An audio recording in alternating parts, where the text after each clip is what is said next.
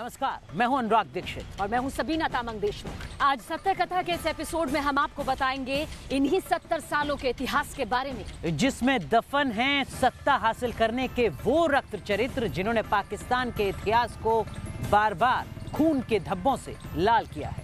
We are here just for the Mohtama Benazir Bhutto. Are you from Karachi? Yeah. Also Karachi?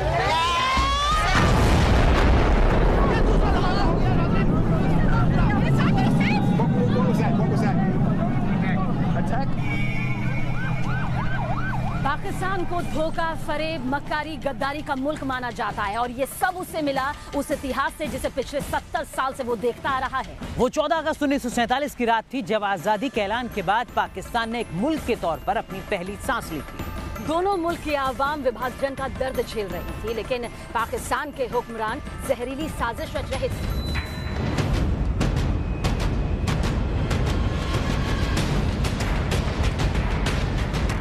Britishers ने जिस जल्दबाजी में पूरा विभाजन की व्यवस्था लागू की, आप ये सोचिए, एक तरफ ईस्ट था, ईस्ट पाकिस्तान बनाया, वेस्ट पाकिस्तान बनाया और कश्मीर पे जो फैसला जनता पे छोड़ दिया। यानी कि एक ऐसा एटमॉस्फेयर क्रिएट किया जिसके रूट में ही विवाद उत्पन्न हो गया।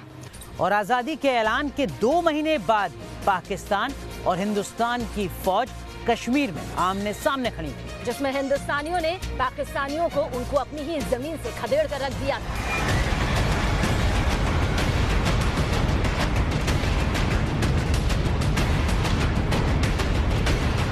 लेकिन ये वो पहला फरेब था जिसे पाकिस्तान ने आजादी के बाद एक मुल्क के तौर पर अंजाम दिया था। और ये साजिश तो हमारे साथ थी जिससे हम पार पा गए, लेकिन एक साजिश पाकिस्तान के कायदे आजम मोहम्मद अली जिन्ना के खिलाफ भी रची जा रही थी।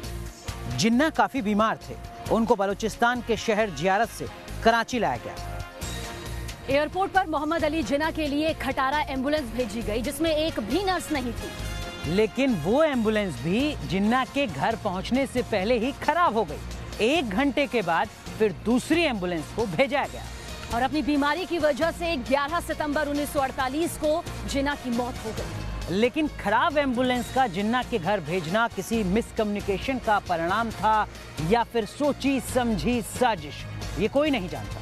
पाकिस्तान का इतिहास बिल्कुल उसी प्रकार है जिस माफिक मुस्लिम्स का इतिहास दुनिया भर में रहा है। तुर्की को छोड़ के सारे देशों में, जितने भी मुस्लिम कंट्रीज हैं, सारे देशों में ऑटोक्रेटिक रूल रहा है, डेस्पोटिक रूल रहा है और हमेशा ही तख्ता पलट होता है। अगर मुस्लिम का इतिहास भी देखो तो बाप भाई को मारता रहा है, बेटा भाई बाप को मारता रहा है, तो इसलिए तख्ता पलट उनके जीन्स और डीएनए में है। जिन्ना के बाद पाकिस्तान को संभालने का काम लियाकत अली खान ने किया। पूरी दुनिया में ये वो दौर था जब कोल्ड वॉर देखने को मिल रहा था। सोवियत रूस और अमेरिका आमने सामने थे। लियाकत अली खान वॉशिंगटन में अमेरिका की गोदी में जा बैठे, जिसके बाद पाकिस्तान ने अपनी कोई आजाद विदेश नीति नहीं बनाई। लेकिन इन सब के बीच साल 1951 वो दौर जब पाकिस्तान में पहली बार तख्ता पलट की साजिश रचने की कोशिश की गई।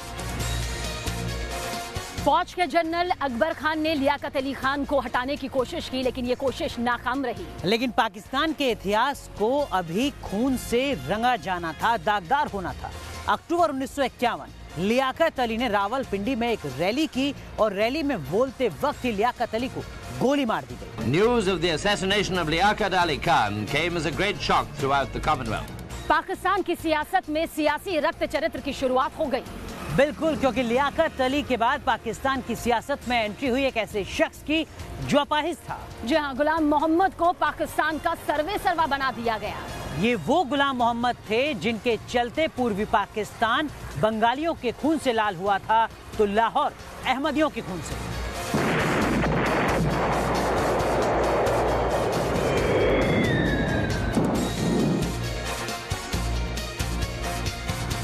लाहौर में आंदोलन को दबाने के लिए गवर्नर जनरल गुलाम मोहम्मद ने लाहौर में मार्शल लॉ लागू कर दिया। पूरे पाकिस्तान में मार्शल लॉ लागू होने का ये पहला उदाहरण था। ये सत्ता की लालच जो है ये शुरू से ही रही, क्योंकि कत्ल करते रहे एक दूसरे को, जो है वो हुकूमत छीनते रहे एक दूसरे को, और उसके मुकाबले में यहाँ सेकुलरिज्म रहा। हिंदुस्तान से तवक्को करते हैं कि हम हिंदुस्तान के फिर गुलाम हो जाएं। कोई मुसलमान और कोई पाकिस्तानी इस चीज को कभी बर्दाश्त नहीं कर सकता। गुलाम मोहम्मद सत्ता के लोभी लालची सियासतदान थे, जिन्हें साथ मिला पाकिस्तानी सेना के chief of staff Ayub Khan का। और इसी बदलते वक्त में गुलाम मोहम्मद ने पाकिस्तानी जनरल अयूब खान को मुल्क का रक्षा मंत्री बना दिया। The patience and restraints which we have imposed on ourselves in the interest of peace in this area has been misunderstood by India. यहीं से पहली बार पाकिस्तान की सियासत में फौजी बूटों का प्रवेश हुआ। दरअसल में 1955 में अयूब खान ने सिकंदर मिर्जा के साथ मिलकर साजिश रची और गुलाम मोहम्मद को इस्तीफा देने का दबाव बना डाला। 1956 में सिकंदर मिर्जा थे, वो पाकिस्तान के फर्स्ट प्रेसिडेंट नियुक्त हुए और उन्होंने आउट ऑफ टर्न प्रमोशन दिया अयूब खान को। खुद उन्होंने अयूब खान को चुना, लेकिन 2 साल बाद में 1958 में एक मिडनाइट कू के माध्यम से अयूब खान ने उनका तख्ता पलट दिया और अपने आप को प्रेसिडेंट बना लिया। सिकंदर मिर्जा के बारे में वैसे हम आपको ये भी बता दें, सिकंदर मिर्जा मीर जाफर का परपोता था। वही मीर जाफर जिसने बंगाल के नवाब से गद्दारी की थी और अंग्रेजों को भारत में आने का रास्ता दिया था। सिकंदर मिर्जा ने गवर्नर जनरल बनने के बाद पाकिस्तान में 5-5 पीएम बदल दिए। उस दौर में हिंदुस्तान के प्रधानमंत्री जवाहरलाल नेहरू ने सिकंदर मिर्जा की इस हरकत पर चुटकी ली। पंडित नेहरू ने कहा, मैं इतनी तेज धोतियां भी नहीं बदल पाता हूं जितनी जल्दी पाकिस्तान में प्रधानमंत्री बदल जाते हैं। साल 1956 में पाकिस्तान को पहला संविधान मिला। सिकंदर मिर्जा इसी संविधान के तहत देश के राष्ट्रपति बने और यहीं से वो साजिश पनपी जिसने पूरे पाकिस्तान में पहली बार मार्शल लॉ लगा दिया। सिकंदर मिर्जा दरअसल जानते थे कि संविधान के तहत उन्हें चुनाव करवाना है, लेकिन वो ये भी जानते थे कि अगर चुनाव हुआ तो उन्हें हार ही हासिल होगी। उधर पाक फौज के प्रमुख अयूब खान भी जल्द ही रिटायर होने वाले थे, लिहाजा दोनों के पास मौका था चुनाव से पहले कुछ बड़ा करने का। 7 अक्टूबर 1958 को अयूब खान ने पूरे पाकिस्तान में मार्शल लॉ लागू कर दिया और खुद को चीफ मार्शल लॉ एडमिनिस्ट्रेटर घोषित कर दिया, जिसके बाद पाकिस्तान में पहली बार तख्ता पलट हुआ। पूरी दुनिया 2 विचारधाराओं में बटी हुई थी। ऐसे में अमेरिका को सख्त ज़रूरत थी एशिया में और ख़ास करके रशिया के खिलाफ अपनी रणनीति को बनाने में। तो ऐसे में अमेरिका ने हर वो कोशिश, हर वो मदद की जिससे कि पाकिस्तान खुश हो और पाकिस्तान अपनी जो है वो ज़मीन है और अपने जो लड़ाके हैं वो अमेरिका को मुहैया कराए। दरअसल अयूब खान एक फौजी था जिसे राजनेताओं और नौकरशाहों से बहुत ज़्यादा नफरत थी। इसलिए अयूब खान ने इब्दा प्रोडा जैसे कानून लाकर 7000 सियासतदानों को 7 साल के लिए अयोग्य करार दे दिया। अयूब खान के शासनकाल में पाकिस्तान में 7 साल का वक्त बीत चुका था। 1965 में पूरी दुनिया के दबाव के चलते अयूब खान ने नए संविधान के तहत पाकिस्तान में चुनाव कराने का ऐलान किया और विपक्ष ने अयूब खान के खिलाफ मैदान में उतारा जिन्ना की बहन फातिमा जिन्ना को। Miss Fatima Jinnah, the nominee of the combined opposition parties, is cheered as she arrives at the stadium. सदर और मोअज़्ज़ज़ मेंबर्स, सबसे पहले मैं आपका शुक्रिया अदा करती हूँ। चुनाव हुए, अयूब खान की पार्टी ने जीत भी दर्ज की, लेकिन चुनावों में धांधली के आरोप भी लगे और पूरे एक मुल्क में अयूब खान के खिलाफ विद्रोह की आवाजें बुलंद होने लगी। पाकिस्तान के इस अंदरूनी विरोध की आवाज को दबाने के लिए अयूब खान ने हिंदुस्तान से जंग का सहारा लिया, जिसमें पाकिस्तान को करारी हार मिली। अयूब खान को हिंदुस्तान ने जंग में मात दी, तो वहीं ताशकंद में भारतीय पीएम लाल बहादुर शास्त्री ने मात दी। पूरे पाकिस्तान में अयूब खान की साख लगातार गिरती जा रही थी, जिसका फायदा उठाया अयूब खान की सरकार में वित्त मंत्री रहे जुल्फिकार अली भुट्टो ने।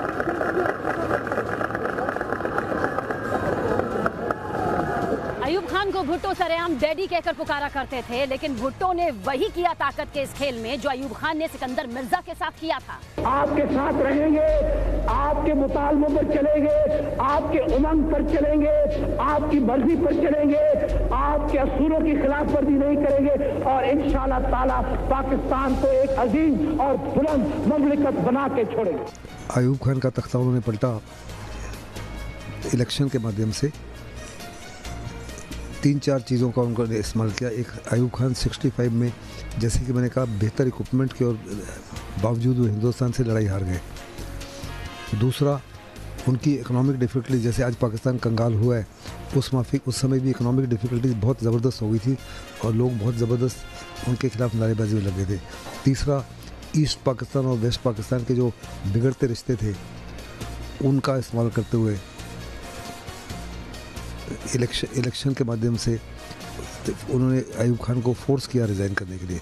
1969 तक आते आते पाकिस्तान के दोनों हिस्सों में अयूब खान के खिलाफ विद्रोह बेकाबू होने लगा और इन सब के बीच उस वक्त पाकिस्तान की फौज के मुखिया याह्या खान ने अयूब खान को इस्तीफा देने पर मजबूर कर दिया और इस तरह पाकिस्तान में 10 साल 6 महीने का अयूब खान का सत्ता का राज खत्म हो गया। अब पाकिस्तान था याह्या खान के हाथों में। वो आदमी तो एक था लेकिन उसके पास पदवियां थी 3।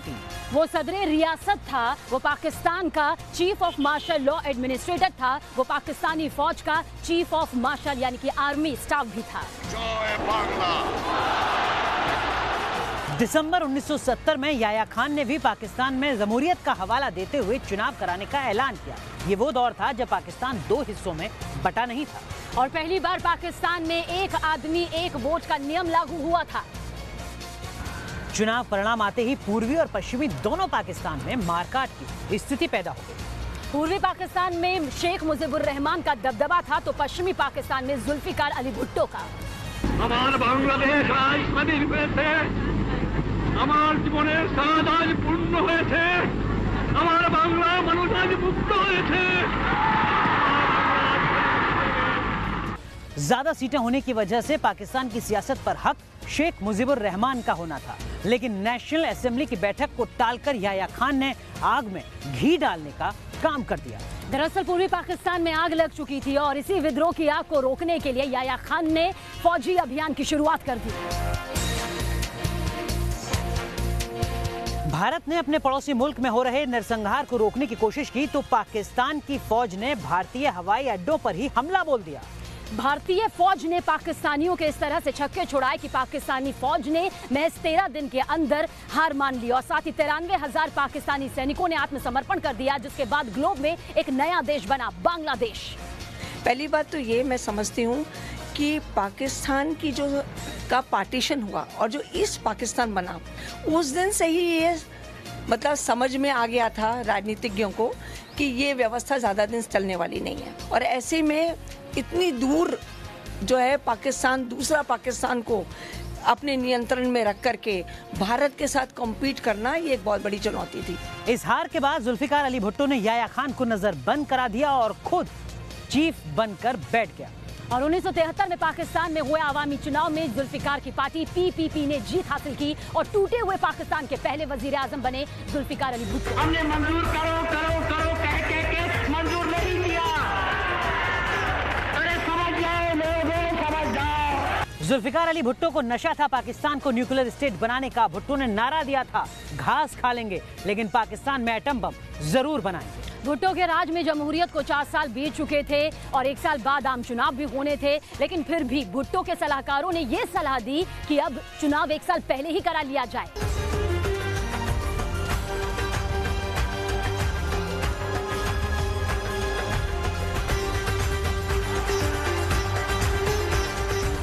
इस चुनाव में पीपीपी जीती तो जरूर, लेकिन चुनाव में धांधली के आरोप लगे और इसके बाद पूरे मुल्क में विद्रोह देखने को मिलने लगा। आखिरकार पाकिस्तान फिर एक साजिश के रक्त चरित्र का गवाह बना। पाक फौज के जनरल जिया उल हक, जिस पर भुट्टो सबसे ज्यादा यकीन करते थे, उसी ने भुट्टो की सियासत को पलट कर रख दिया।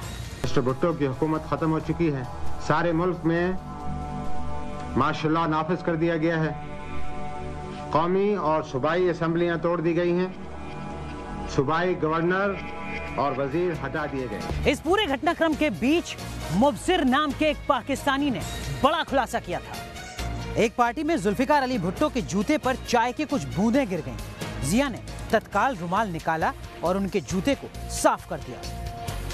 सत्ता संघर्ष की कहानी को समझने के लिए ये काफी है कि अगर जिया को किसी से डर था तो वो थे भुट्टो। तारीख का हिसाब कितना बेदर्द होता है। जिया उल हक ने जुल्फिकार अली भुट्टो को धोखा दिया था। जुल्फिकार अली भुट्टो ने अयूब खान को धोखा दिया था और अयूब खान ने सिकंदर मिर्जा को धोखा दिया था। जिया उल हक ने न सिर्फ भुट्टो को गिरफ्तार किया बल्कि 4 अप्रैल 1979 को उन्हें फांसी पर भी चढ़ा दिया। वो फांसी तो बिल्कुल जायज़ नहीं थी। एक ट्रम्प्ड अप चार्ज था कि उन्होंने अपने एक पॉलिटिकल ओपोनेंट को मारा, उनका मर्डर कराया उस मर्डर के केस में सुप्रीम कोर्ट ने उनको फांसी की सजा दी। फांसी देने से पहले ना ही भुट्टो को उनकी बेटी बेनजीर से मिलने दिया गया और उनकी मौत के बाद भी आखिरी बार उनकी शक्ल उनके परिवार में से किसी ने नहीं देखी। लेकिन भुट्टो की मौत के बाद उनकी बनाई पार्टी पीपीपी पूरी तरीके से बिखर चुकी थी, टूट चुकी थी। बेनजीर को देश छोड़कर भागना पड़ा और उनके बेटों को अफगानिस्तान का रुख करना पड़ा। हिंदुस्तान और पाकिस्तान दोनों ही मुल्कों के लिए ये दौर बदलाव भरा रहा। इंदिरा गांधी के निधन के बाद राजीव गांधी को कमान सौंपी गई थी और उधर पाकिस्तान में 7 साल वतन बदल रहने के बाद बेनजीर भुट्टो ने वतन वापसी का ऐलान कर दिया। जी हाँ, 10 अप्रैल 1986 वो तारीख जब बेनजीर भुट्टो पाकिस्तान के लाहौर हवाई अड्डे पर उतरी। लाखों लोग बेनजीर भुट्टो का स्वागत कर रहे थे और पूरे इलाके में सिर्फ एक तराना ही गूंज रहा था।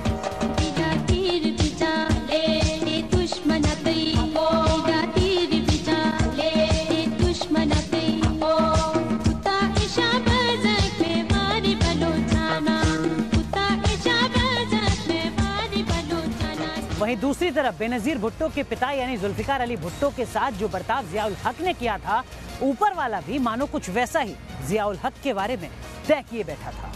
वहाँ सत्ता की स्पर्धा रही है, आपस में एक दूसरे का तख्ता पलट करके ही बहुत लेट 1970 के बाद से वहाँ प्रजातांत्रिक व्यवस्था की सो कॉल्ड प्रजातांत्रिक व्यवस्था की कायम हुई है। और आज भी मैं समझूं कहने को उनकी डेमोक्रेटिक जो है सिस्टम उन्होंने कहा है कि वो प्रजातांत्रिक हैं, पर मिलिट्री का बहुत बहुत बहुत बड़ा रोल वहाँ पर है। तारीख थी 17 अगस्त 1988, जगह थी बहावलपुर एयरबेस, वक्त था 3:46। जियाउल हक का विमान एयरबेस से उड़ा।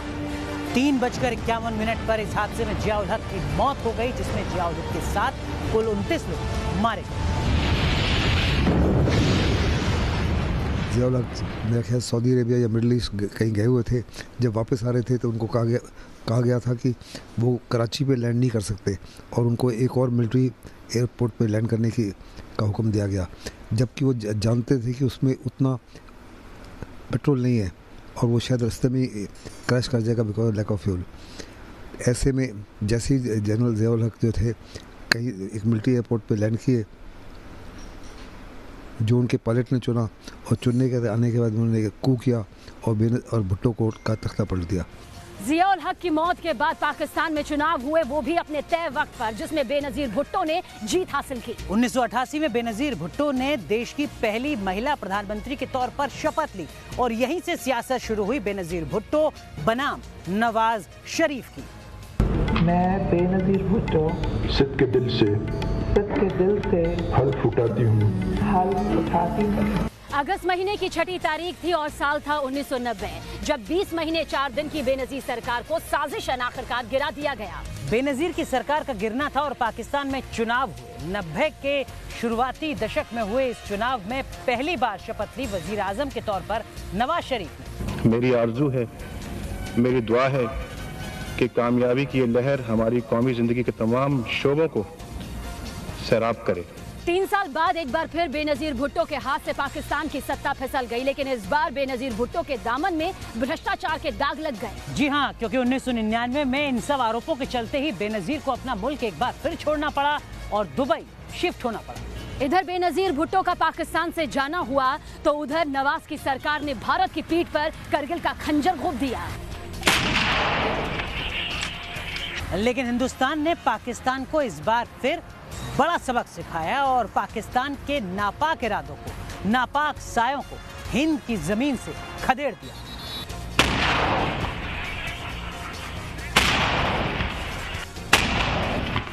करगिल की लड़ाई की हार के वक्त पाकिस्तान के जनरल थे परवेज मुशर्रफ, लेकिन इस हार की कीमत चुकाई नवाज शरीफ ने। और इसी को ध्यान में रखते हुए अक्टूबर 1999 में नवाज शरीफ ने परवेज मुशर्रफ को अपने पद से हटाने की कोशिश की, लेकिन परवेज मुशर्रफ के जो वफादार सैन्य अधिकारी थे उन्होंने नवाज शरीफ की सरकार का ही तख्ता पलट कर लिया और सैन्य शासन लागू हो गया। I wish to inform you that the armed forces have moved in as a last resort to prevent any further destabilization. Pakistan की सियासत का रक्त चरित्र एक बार फिर सामने आने वाला था और ये खूनी कहानी लिखी जाने वाली थी बेनजीर भुट्टो की। जी हाँ, ये इलाका था रावलपिंडी का लियाकत बाग, वही इलाका जहाँ बेनजीर की हत्या की गई और वही इलाका जहाँ बेनजीर भुट्टो के पिता को फांसी दी गई।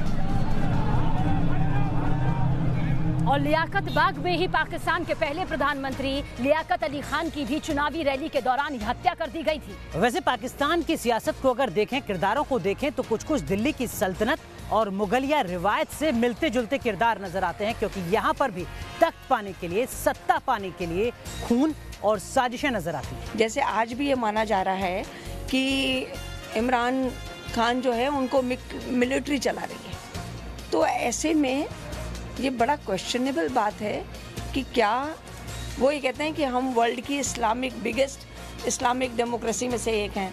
मैं तो ये समझती हूँ यही बड़ा चुनौतीपूर्ण प्रश्न है, कहना ही कि वहाँ पर प्रजातंत्र है। तो मैं नरेंद्र मोदी को साफ बताना चाहता हूँ कि आपकी ईंट का जवाब हम पत्थर से देंगे।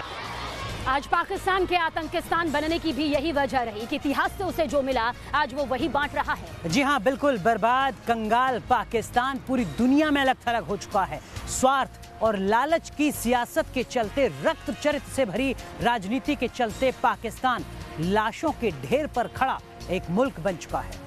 सत्य कथा में आज के सफर को यही विराम देते हैं। अगली बार फिर हाजिर होंगे इतिहास से जुड़ी एक और सत्य कथा के साथ। लेकिन आप बने रहिए न्यूज़ नेशन के साथ, क्योंकि खबरों का सिलसिला यहाँ कभी नहीं थमता। नमस्कार।